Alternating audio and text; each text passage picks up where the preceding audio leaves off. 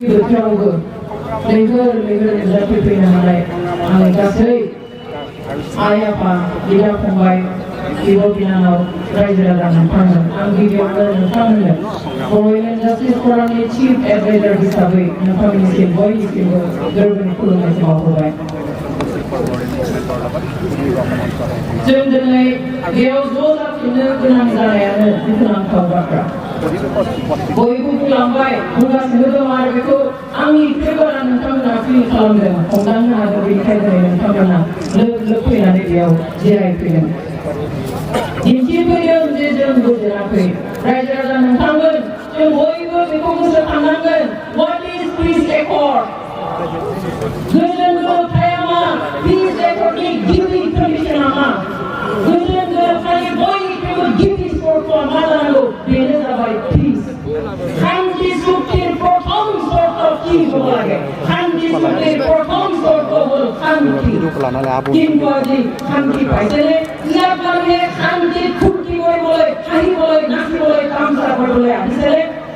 दिनै गोजोन गोरोबथायाव गोजोन मोननायनि थाखाय रंजानो मोसानो दिनै थामसा खालामनो फैदों नामा रायजो राजाया बिसोरनियावहाय फैयाखै मानि थाखाय फैदों दिनै अशान्ति मोननायनि थाखाय फुर्तिनि थाखाय गोसोआव गाबखांनाय थानाय थाखायसो दिनै बेयाव फैनो गोनां जादों। बयबो सानदोंमोन एनडिएफटिजों एकर्ड जायोब्ला बिराद गिदिर गोजोननाय फैसिगोन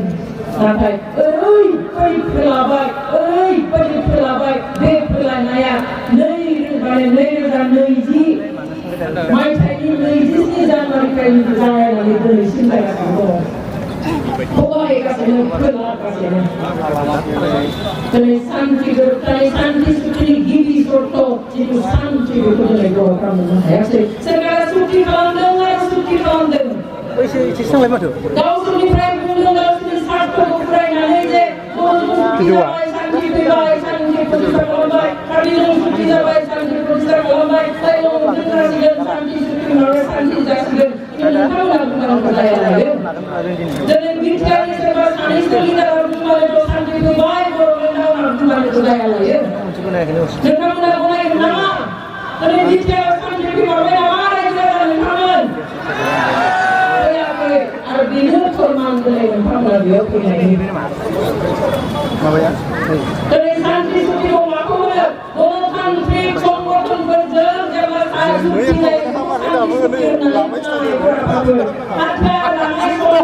चुक्ति खालामनायखौसो शान्ति चुक्ति होनो एबा बिटिआर चुक्तिया एनडिएफटिजों जानाय चुक्ति बेनिखायनो बे चुक्तिखौ 2020 मायथाइनि 7 फेब्रुवारियाव भारतनि प्रधानमन्त्रिया फैनानै बुंदों बेयो शान्ति एकर्ड पिस एकर्ड अब्ला जों माने शान्ति गैया दिनै बर'फोरखौ बाहायदोंल' बर'फोरखौ गावस्राहोनानै लोरबां खालामनानै बर'आ जि मोनदोंमोन बर'आ जि लुबैदोंमोन बेनिफ्राय गोजान नागिरदों आरो बेनि थाखाय बाहायदों जोंनि मानसिफोरखौ दिनै जों मानो एनडिएफटिनि जि हाथियारजों सोमावसारनाय बेखौ सोरखारा गनायथि होदोंमोन रिकगनिशन होनाय बिनि थाखायनो सोरखारा सिजफायार खालामनाय बिनि थाखायनो इन्टारनेशनेल एपइन्टमेन्ट होनाय बिनि थाखायनो पिस प्रसेस जानाय आरो थाङै मा जाहैखो एकर्ड जाबाय बिथांमोननि राजखान्थियारि सोमावसारनायखौ सोरखारा गनायदों बिथांमोननि जि नाजानाय संग्राम खालामनाय बेखौ गनायदों बिथांमोनजों चुक्ति खालामदों अब्ला बिथांमोना राजखान्थियारि जि क्राइम जि दाय मावदों बेखौ मानो बे चुक्तिनि गेजेरजों निमाहा होनो हायासै जुदि एनडिएफटिजों जानायमोनब्ला एनडिएफटिनि फाइनाल चार्टार अफ डिमान्डआव लिरनाय मथे जानायमोनब्ला एनडिएफटिनि साफ्रोमबो बे चुक्तिनि गेजेरजों जेनेरेल एमनेस्टि एबा राजौआ समाधान मोनगौमोन निमाहा मोनगौमोन अब्ला जों दिनै बेयाव आरो जिरायफैनो गोनां जानाय नङामोन पजिटिभआवनो सुद्रिनो गोनां जानाय नङामोन नाथाय बेखौ खालामासै एनडिएफटिৰ সংগ্ৰামক চৰকাৰে স্বীকৃতি দিছে সেইকাৰণে চৰকাৰে এনডিএফটিৰ লগত শান্তি প্ৰক্ৰিয়া আৰম্ভ কৰিছে সিজফায়াৰ কৰিছে যুদ্ধ বিৰতি কৰিছে ইণ্টাৰলকেটৰ এপইণ্টমেণ্ট দিছে আৰু শান্তি প্ৰক্ৰিয়া চলাই নি শান্তি চুক্তি কৰিলে তেওঁলোকৰ যি ৰাজনৈতিক সংগ্ৰাম স্বীকৃতি দিলে राजनैतिक भावे তেওঁলোকে ৰাজনৈতিকভাৱে কৰা যি ক্ৰাইম অপৰাধ সেইটো কিয় কৰা নহ'ল? যদি NDA ফাইনেল কৰা যি মেমৰেণ্ডাম ড্ৰাফ্ট আছিলে সেইমতে যদি চুক্তিটো হোৱা হ'লে আজি আৰু এনেকে আমি আন্দোলন কৰিবলগীয়া নহ'লহেঁতেন। তেওঁলোকে জেনেৰেল এমনেষ্টি পালেহেঁতেন। NDA যি ডিমাণ্ড যি ড্ৰাফ্ট ডিমাণ্ড দিছিলে চৰকাৰক, যিটো ফাইনেল হৈছিলে 2019 চনৰ নৱেম্বৰৰ 15-16-17 তিনিদিন চৰকাৰৰ ইণ্টাৰলকিউটৰৰ লগত কথা পাতি যিটো ফাইনেল হৈছিলে তাৰ 19 নম্বৰ দফাত আছিল যে এই চুক্তিৰ জৰিয়তে NDA-ৰ সকলো লিডাৰ কেডাৰ যিসকল জেলত আছে, আনকি কোনোবা যদি কনভিক্টো হৈছে তেওঁলোকে ৰাজহুৱা সমাধান পাব, জেনেৰেল এমনেষ্টি পাব বুলি তাত লিখা আছিল, কিন্তু নকৰিলে। চৰকাৰে নিজৰ স্বাৰ্থ পূৰণ কৰিবৰ কাৰণে জেলৰ পৰা কেইদিনমান উলিয়াই নি পেলাই স্বাক্ষৰ কৰালে। আজি নিজৰ স্বাৰ্থ পূৰণ হৈ যোৱাৰ পিছত কৈছে, বিটিচি চৰকাৰে কৈছে, অসম চৰকাৰে কৈছে বড়োলেণ্ডত শান্তি আহিল, কিন্তু শুধক দুজনমান লিডাৰে শান্তি আহিল বুলি ক'লে শান্তি নাহে। অসম চৰকাৰে শান্তি প্ৰতিষ্ঠা কৰিলে বুলি ক'লে শান্তি প্ৰতিষ্ঠা হোৱা নুবুজায়। গাঁৱত আহক, প্ৰতিটো গাঁৱত যাওক, প্ৰতিজন বড়ো মানুহক সোধক আজি দিয়াৰ নাপাক জেলৰ পৰা মুক্তি নিদিয়াৰ কাৰণে তেওঁৰে সৈতে থকা প্ৰায় 100জনমান ল'ৰা লিডাৰ কেডাৰক জেলৰ পৰা মুক্তি নিদিয়াৰ কাৰণে শান্তি পাইছে নেকি আহি সোধক। তাৰপিছত বড়োলেণ্ডত শান্তি হ'ল, এনেই নক'ব। আৰু যদি আপোনালোকে সঁচাকৈ শান্তি দিব বিচাৰিছে তেনেহ'লে মুক্তি দিয়ক। আমি দাবী জনাইছো, আমি অনুৰোধ কৰিছো, আপোনালোকে সময় ঠিক থাকোঁতে পৰিৱেশ নষ্ট হোৱাৰ আগতে আপোনালোকে মুক্তি দিয়ক। আজি মুক্তি দিয়াৰ লগত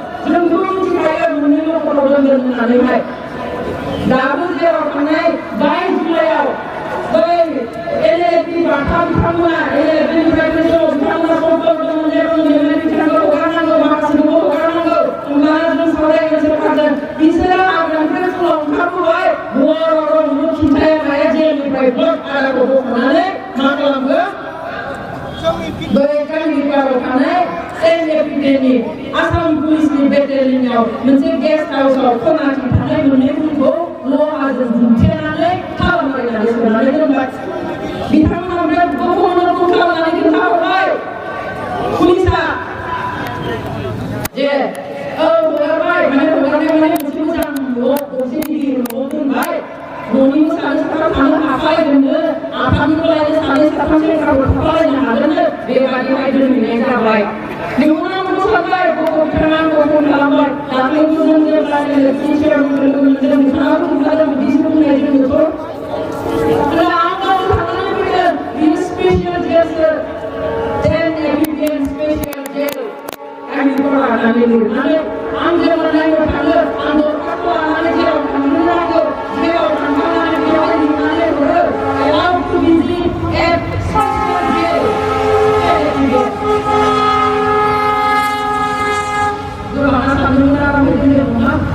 सासे मानसिखौ मोननैल' समावहाय रावजों रायलायनो मोना, हरसेया जोंनिया बे मोजां नङा। जों बे बर'लेण्ड गेस्ट हाउसआव बिसोर रायजो राजा नोंथांमोना दा बुंबाय, नोंथांमोना दा सानसे नोंथांनि बे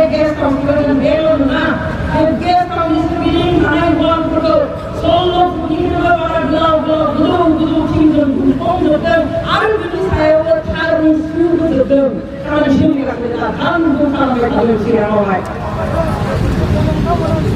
아라나베야 켈라켈라의 분명은 안고 비밀이 안사이사이 정말 엔젤 브리지라 오늘은 안고 비자의 오늘 작은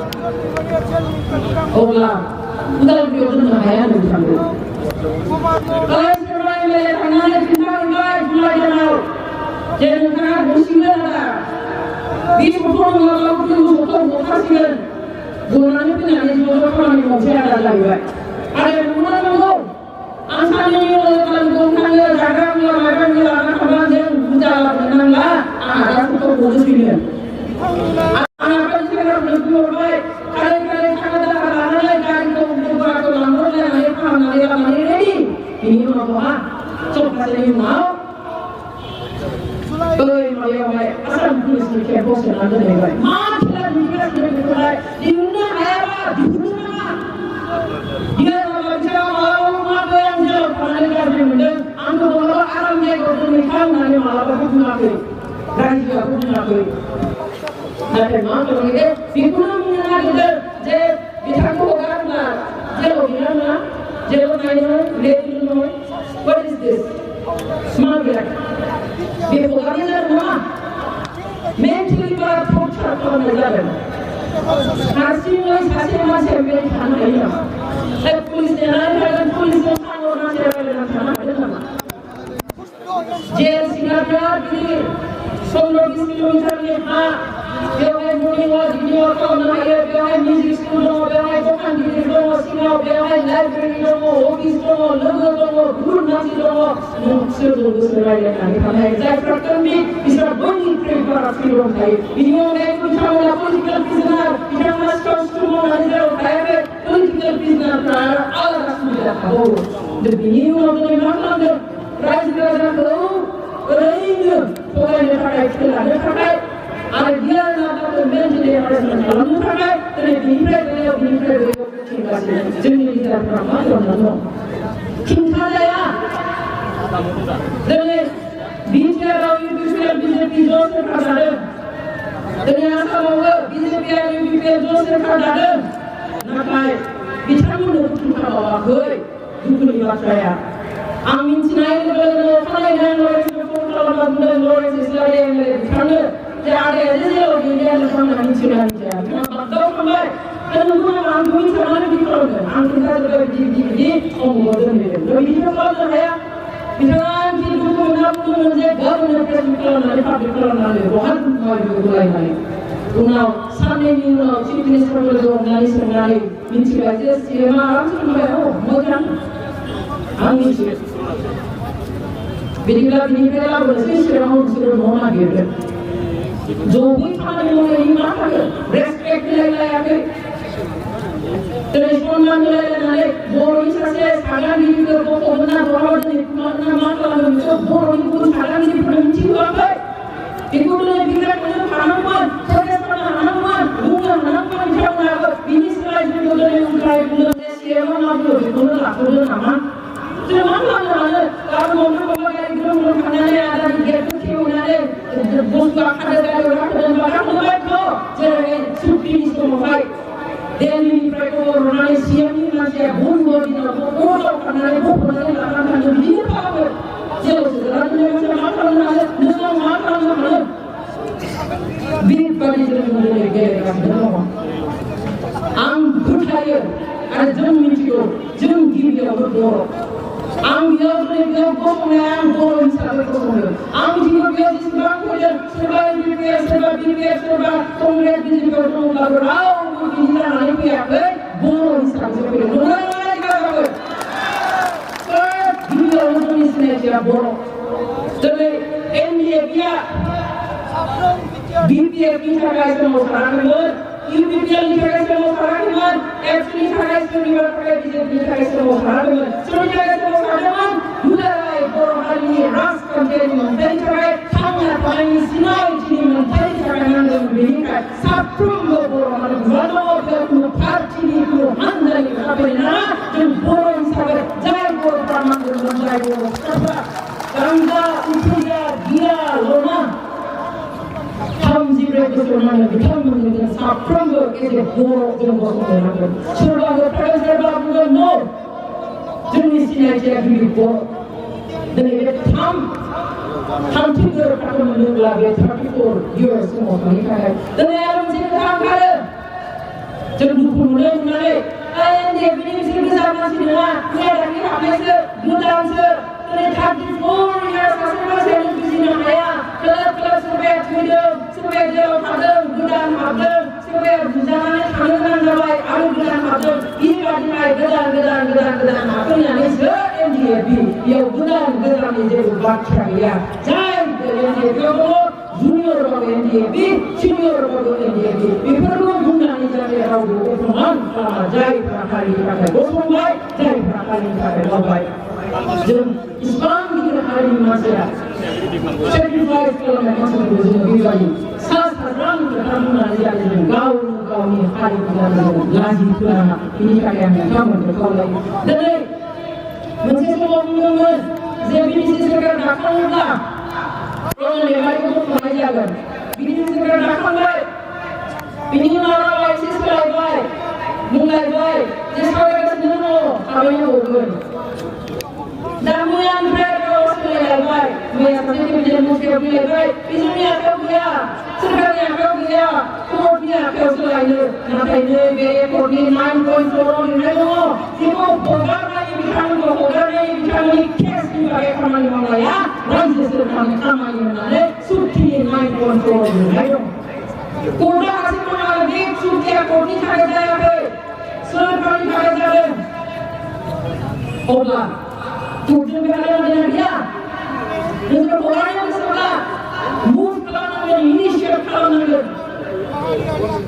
sekarang berada initiate kalau minci benar dan dia apel ini pakai ini sahaja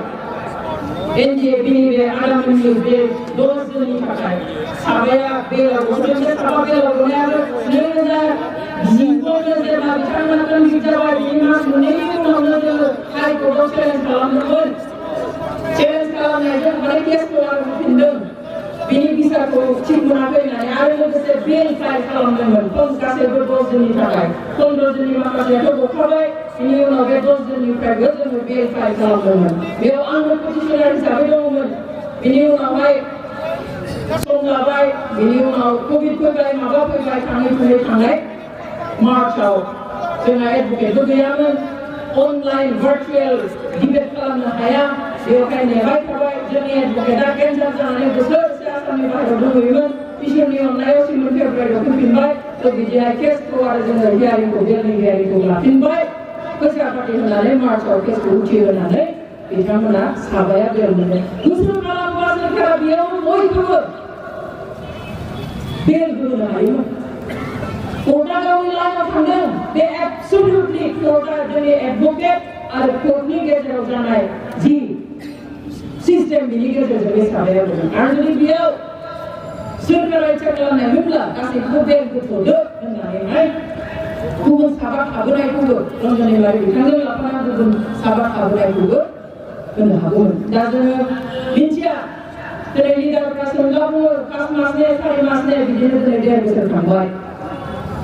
Jadi dia pakai pilih kalau dia code new friend, jangan tu itu advisor dia. Apil dia ni cakap je kaman ni mau ya. Covid ni cakap code pun dosa ni cakap satu dulu. Paper book kalau ni ada yang complete jawab. Angway harus semangat kerja dulu. Apil dia ni kalau ni ada final dia ni kalau dia pun saya high code out. Dia macam mana bisa berhasil? Dia jadi boyu lah boy. Ada sahaja kumai naik, barang macam kusum naya. Kintu second time jenuh high court of challenge kalau naya, paper dari dia baik. Pasal saya kalau kisah uji sigan, kita pun mesti mahu itu kisah uji dan konsep. Ini orang mas mentang mereka, basoi mas ni dijual, jenuh ini dia itu kaya dia itu mudah ada. Bipur jenuh sawai yang maka jadi dia kita mulai division kalau dia mesti sekali lah, angin berapa putih. Kalau kita orang ini kita buat kerja boleh jenis direct dan pola mana itu sesuatu yang dia. Domain ini kita ada. Dia kerja ni, jom sambil baik dua गावसोरनि सार्थखौ पूर्ण जाखांनायनि उनाव दिनै गुबुनखौ politically मा खालामदों बोलि बानायगोन बैथिं दोथिंलाय दिनै जेराव थांनानै बसिगोन होनना बुंलाय आरो मालाबा बुङो बाहेरायाव उन्दुआव थानानै केसनि खामानि मावबाय थाथों बियो होनना मा मावबावो दिनै बिहार नागाबा गुबुन एमपिफोरा मा मावनो नांगौ जेबो मावनो नांगौ गैया रायजो राजा नोंथांमोन क्लियार बिथांमोना मा मावनांगोन सिजफायार खालामनांगोन खालामबाय सावरायनांगौमोन सावरायबाय एफर्ट खालामनांगौमोन खालामबाय हाथियार गथायनांगौमोन गथायबाय आफादखौ सिफायनांगौमोन सिफायबाय दा जेबो मावनांगौ गैया दायो जुदि मावनांगौबा सरकारासो मावनांगौ नैबेयाव लिरनाय मथे दिनै बिथांमोनखौ हगारनायनि इनिसियेटिभ बेबस्थाखौ आरम्भ खालामनांगौ हगारनायनि बेबस्थाया जायगा सोलायनायजों जाया कर्टआवसो जागोन खुगाजों बुंबानो जाया बेवहाय कर्टआव खामानि मावनो थाखाय सोरखारा बिथोन होनांगोन सोरखारा इनिसियेटिभ लानांगोन आवगायनो नांगोन जेरैहाय चुक्ति खालामनो लांनोब्ला गिबि दिननिफ्राय आं फन खालामनाय नोंसिनि एडभकेटखौ बुंदो दिनै बेल फाइलनि थाखाय 20 बारनि बारा फन खालामदों चिफ मिनिस्टारनि लिगेल एडभाइजार आइबिनि special director of conduct action non stop फन खालामदों थाब खालामनो जों एडभकेटआनो गैया बेनि उनाव जों अखानायै गुदै जिनिसखौ लानानै खामानि मावो जुदि दिनै नागा गाखोखौ होनोब्ला जर्ज बर'खौ होनोब्ला दीपिका गयारिखौ होनोब्ला एडभकेटनि खामानि एडभकेटजों रायलायनांगोन मा स्टेटआव दङ मा खालामनो हागोन मा खालामनो हाया ओरैनो सा ओरैनो बाइक खोलाबाय थानानै बै बहाबा नांला बुंसा होनानै बे जाया सिस्टेम दङ सफगोन मानो लांगोन मानो खालामनो हाया दिनै बुंदों बेयावबो लायनो एकदम ज' मानसिफोर जों थानो हागोन जेराव नांलाय आं बुंदों बे जेलसो सोर जेलावलाय सोर इनमेटजों थानो हायो न'नि मानसि ओरैनो बुंनाय बेखौनो फोथायलाबायबाय आरो सन्थुष्ट मोनगोन खिन्थु बेखौ मिन्थिनानै जोंनि दैदेनगिरिफ्रा रायजो राजाया खिन्थु मा मोनाखै सान्थि मोनाखै सान्थिया सोरखारा होनो हानाय जिनिस नङा जों गावनि गोसोनिफ्राय सान्थि मोननांगोन साफ्रोमबो बर'आ गावनि गोसोआव गोजोननाय मोननांगोन अब्लासो बिसोर सान्थि जागोन सोरखारनि खुगाजों ओंखारनाय नोंसोर नंनाय नङि माबा मोनसेयाव सहि खालामहोनानै माबा कम्पालसनाव माबा नारसिननानै दोनखोमानानै माबा सहि खालामहोनानै सान्थि फैबाय होनबा बे जाया बर'फ्रा खिन्थु नांनायाव जेब्लाबो खास'या नुबायमोन दा गाज्रि बेबहार खालामजानानै दिनै माखासे सेंग्राफ्रा जोंनि फिसाफ्रा हाथियारनो गियाना थांबाय जिउ गैब्रबबाय बेबादि जोंनि बर' फिसाफ्रा बेवहाय बर' हारिजों जाहाथे गेलेया गुबुन हारियानो जा जोंनि हारिनि लिडारानो जा रावबो जोंनि हारिजों गेलेनो मोना जोंनि हारिनि लिडार जाखो मा जाखो राजखान्थिनि थाखाय गारिनि थाखाय गोहोनि थाखाय जुदि हारिखौ फोथाय खेबस' खालामोब्ला हारिजों गेलेयोब्ला बेखौ रावबो बर'आ निमाहा होनो हानाय नङा आरो दुखाया बेनिखायनो साबधान जानांगोन थगायनायल' नङा 1.5 बोसोर थगायखांबाय हायाबा हाया होन जेराव थांनानै थगायहैदों बे गथ'खौ बर'सै बे गथ'खौ मोनगोन आरो माबा मोनसे टेकनिक प्रब्लेम जायोबाबो नेक्स्ट गथ'आव थागोन मा मिथिगौ सोर खिन्थानाय जेराव थानाय मानसिखौ बि फोलाहैदों बायदिसिना बाथ्रा फोसावनो हमदों दिनै बाहेराव जेल सिङाव लायनो माबा नांलायदों मा खोथालाय न'आव हौवानियाव नांलायो बिब' बिनानाव नांलायो बिदा-फंबायबो नांलायो 13 बोसोर 14 बोसोर 10 बोसोर थानाय मोनसे माबायावल' केम्पासावल' थाबाय थानाय इरिटेट जानाय दुखु मोननाय रागा जोंनाय गावनि गोसोआ थिग थाया सासे फरायसाफोर जानो हागौ बे गिदिर खोथा नङा बेथ' बे सिङाव बाहेरायाव थानायावथ' एनडिएफआ मोनब्रै गावदों मा गिदिर खोथा आफुआ मोननै गावदों बिपिएफआबो गावनाय गासैबो गावनाय ओइ गोदै जेनेरेल सिन्थानि गावनाय उदै माने पुलिस सिन्थानि गावनाय जाखायो बेफोरखौ मानो हरनांगौ दरखार दाख्लै जेलाव थाबोनाय लोगो मोननानै आं सोंदों मिनिदों बिसोरो जोंहालाय बेयाव मा नांलाय दङ आरो दा सरखारि गिथावनाव मोनसे बाथ्रा बुंदों मानो लियार नालाखौ हगाराखैनो बिरायनो बुंदों आं गना थांनानै आलादा रायजो बिहैगोन होनना बुंदों आङो दा सोर बुंदों दाख्लै आंनि न'आव मानसि सासे फैनानै खोन्थाफैदों आंनो लाबो जेलाव सुर फैनाय सुर संफैनाय आदानि जेराव बे कभिडनि समाव जेराव थांनो हाया आं बे एमएलए सासे थांनायखौ आं जेल सुपारिनटेन्डेन्टजों